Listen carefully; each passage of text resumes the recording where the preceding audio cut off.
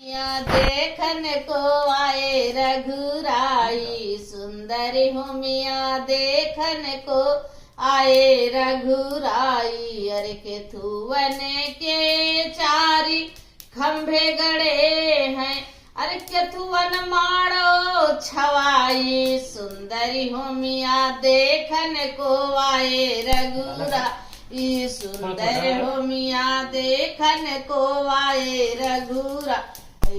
सोनावा के लवन के चारी खंभे गड़े हैं, अरे पनवन मारो छवाई सुंदरी हो मिया देखन को आए रघुराई सुंदर हो मिया देखन को आए रघुराई।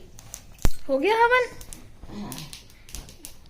नहीं पूरा होती हो ना, चलो पूरा होती हुई उठी। वैसे आप लोग क्यों करते हो पूर्णिमा को कथा?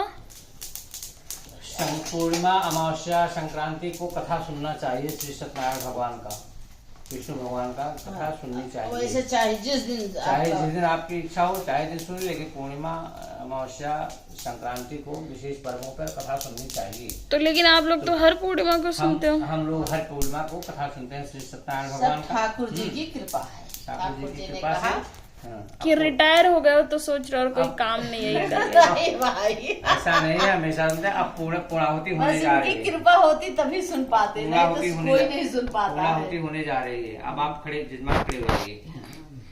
पंडित जी नहीं खड़े होते? ओम पूर्णमतः पूर्ण